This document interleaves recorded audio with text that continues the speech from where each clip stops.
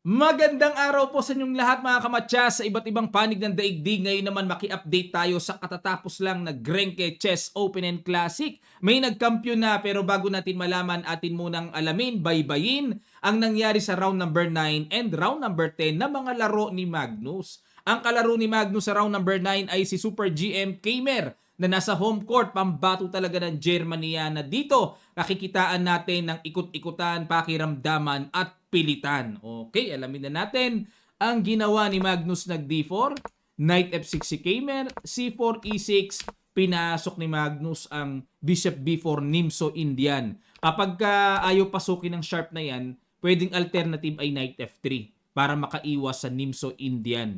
Pero dito, wala, pinasok talaga Nag-Knight F3, D6. Medyo naibahan ako dito sa linyang ito. Usually po, D5 talaga ang tinitira dyan Pero dito, parang na-mouse slip Pero face-to-face tournament ito hindi online. G3 para magpa-fianchetto, kinapture na ang knight. Kakaiba rin. Hindi pa pinapaalis, pero kinapture na. Iba, Saan kaya uuwi ito? B6 para mag-bishop B7, pero ang nakikita ko dito para targetin kagad ang C4 pawn. Knight D2.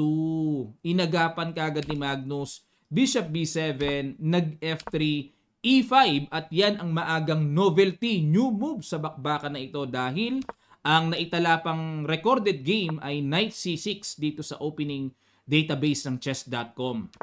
Ayan, pero nag-E5, novelty, E4, castle, Bishop D3, nag-Knight C6, talagang inuobliga si Magnus na mag-react yung D4 niya, pero sinapatan lang ang depensa. Dito kasi sa Knight C6 may pinoprovoke, mayroong pinapakomit. Halimbawa, mapa-D5 dito ang puti, magna-Knight B8.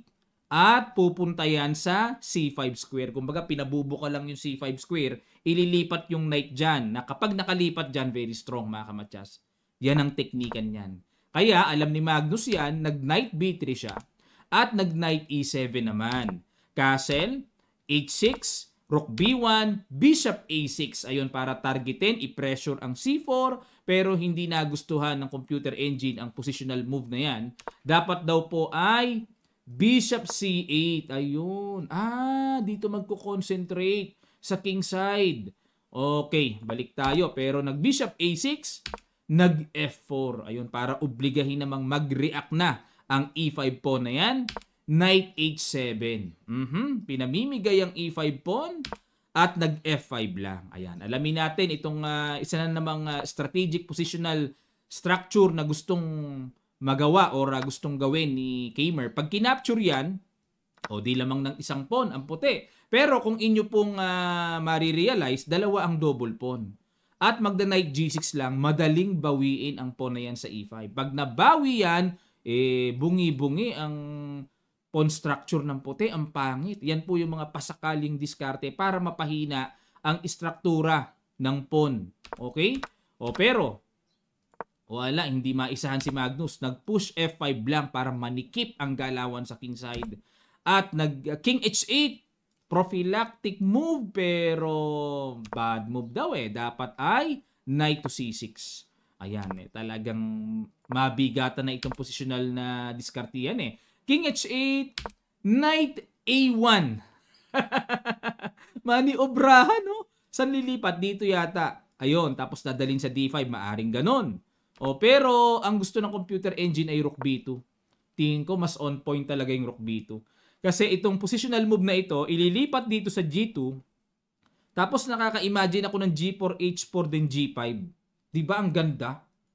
Parang mas matindi itong Rook B2. Lilipat dito para bumomba kagad Kumpara dito sa positional move na Knight A1, parang mas mabagal kumpara sa Rook B2. Nag-Knight G8, Knight C2, G5.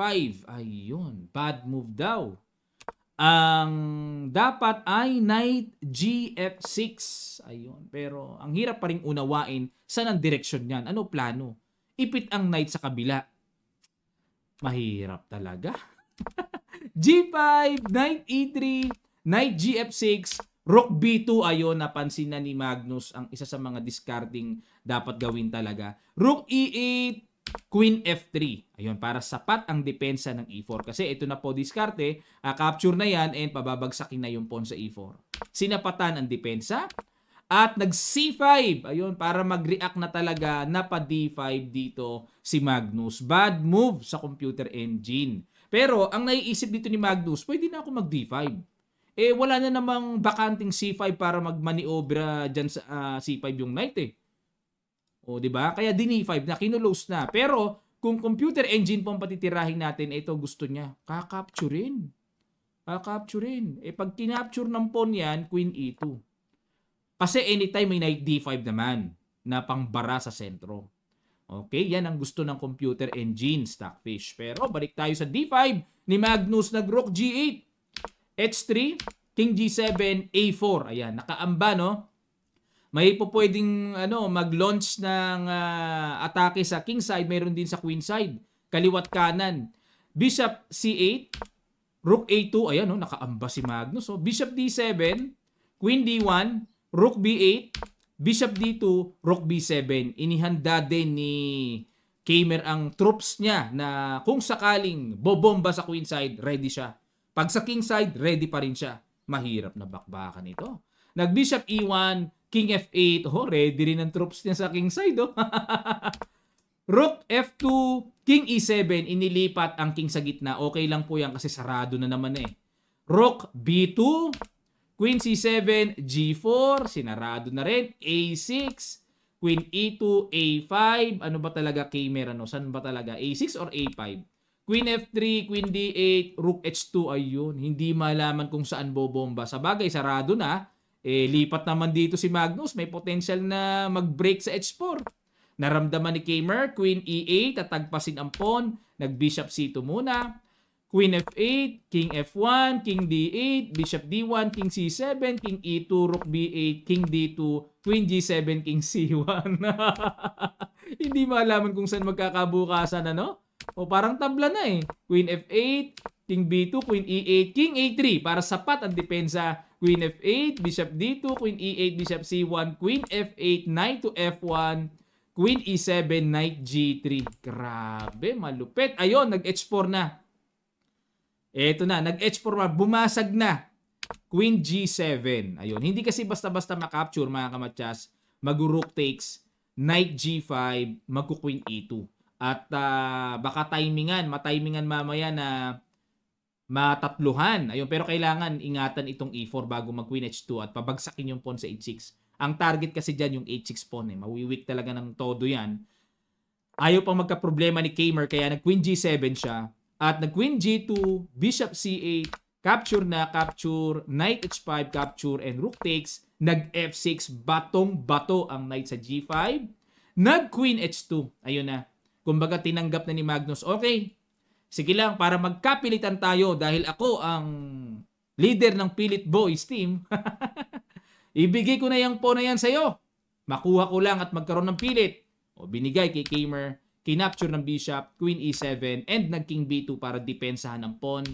At nag-Bishop D7, ayun, para i-pressure ang A4, pero bad move daw. Dapat po balik lang daw Knight G5. Grabing ikot-ikutan, grabacious. Bishop D7, nag-Rook H4, good move. Bishop E8, Bishop C2 paalis, at kinapture na. Ayun, dito po nagkaroon ng diferensya. Bakit? Bakit nagpa-quality down si Kaymer? Yan ang malaking tanong. Halimbawa, kung babalik lang dito Knight G5, ano meron ka-capture? Oo nga, yung pala purpose ng Rook H4 na obligado kakain dyan kasi kakainin ng puti eh. Siya ang ka-capture dyan, one piece down. Matindi pala yung isang isod ng Rook H4 na yun. Naka-prepare pala yun para atakihin ng Knight. Kaya pala napaka-capture. Ayun. Time check tayo. Wala na rin pong ganong oras si Kaymer. Knight G5, Rook H8. Ayun. Doon napilit. Unang bumi si Kaymer. Bumi. Ayun, no? Ayan. Para syempre makahanap ng mga counter play si Kaymer. Hanap butas. Bishop takes, Queen H3, at nag-King B2 para depensado ang pawn. Sa ganitong pagkakataon po mga kamatsas, kailangan pa rin ng iba yung talas ng mata, pag-iingat. Nag-Rook E6! Grabe, Petrosian. Naalala ko si Tigran Petrosian. Isa sa mga powerful strategic positional sacrifice si Petrosian yung ganito. Knight F7. Ayan. Ipinasubo ang tore. Okay, ibalik ko na sa'yo ang pagka-quality down ko. Sabi ni Magnus, ano? Pero bakit hindi kinapture? Ating himay-mayin. Pag kinapture ng tore yan, ito po ang ipangka-capture. Bakit? Kasi may chance na makapag-maneuver ang queen papasok doon at makapanggu-panggulo. At hindi naman makakapalag ang reyna para lumayo-layo pa dahil yung pawn may iwanan naman. Babantayan yan. Ubus kagad ang black dito. Ngayon, kung knight naman ang ipangka-capture, ito pa rin ang ipangka-capture dyan. Pagpalagay ng mag-bishop c6, agawin ang diagonal, mag-g5. Yan ang mga binibiling mga tirada, mga kamatyas. Na kapag kinapture, may f6 diretso. Dalawa na po yan. Naku, mahirap awatin yan. Okay? Balik tayo. Sa knight f7, ililipat sa e5. At dito, mga kamatyas, hindi na po ako makakatiis. Sige po. Find the excellent move na binitawan dito ni Magnus. Sa ilang sandali lang, tutuloy kagad natin. Start.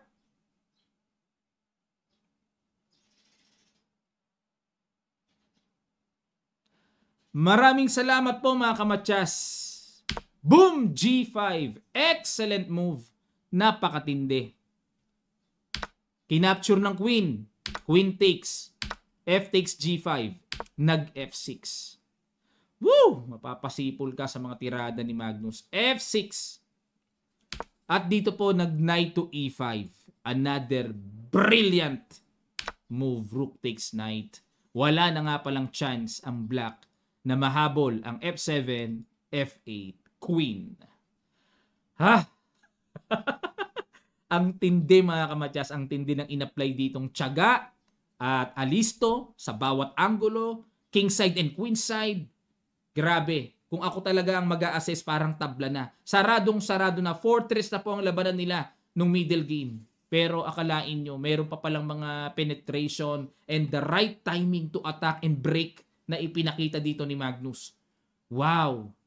Ang lesson sa atin ito, huwag tayong basta-basta makikipagtabla. No?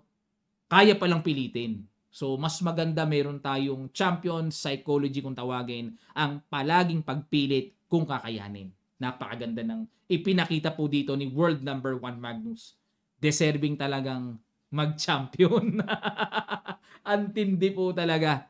Dahil po dyan, narito ang kanilang final standing. Yung round number 10 po, nakita ko, tabla sila ni Magnus and MVL. Ayan, silipin na natin ang final standing. Ayan, kampiyon si Magnus. Na nung una, nadali siya ng first round ni Rapport, no? Pero talagang may dugong champion talaga si Magnus. Hindi nawawala ng loob para bumawi. Siya na naman ang champion. Second, si Richard Rapport. So, maganda na ang pinakita ni Rapport. Nakadali kay Magnus yan eh. MVL third place with 5 points. At Ding Liren, world champion. Friedman and Vincent Kamer, 4 points. Yan po, mga kamatyas. Ang galing-galing ni Magnus. Talagang kahanga-hanga. Sana po ay kapulutan natin ng mga teknik, yung mga bawat binabaybay nating mga games niya para magamit natin sa ating mga paglalaro at masiyahan tayo sa outcome ng ating mga nagiging resulta. No? Malaki ang mapupulot natin sa mga diskarte ni world number 1. Maraming salamat po, mga kamatyas. Update pa tayo sa mga paparating pang mga tournaments. Malapit na ang Candidates 2024. This coming April 3 na po yan. At halos isang buwan April 3 to April 23. At ang ating paparating naman na Kamatyas Rapid Tournament, this coming April 20 naman, nagaganapin po sa South Mall, Las Piñas City. Malapit na rin, pwede kayong manood doon. Ang alam ko, punong-puno na yung registration, umabot na ng 1,000 mahigit. Kahit na 150 lang po sa open and 50 slots lang tayo sa kiddies, pero punong-puno na ang nag-register. Ganun kabilis po ang registration sa Kamatyas. Free lang po ito, free registration.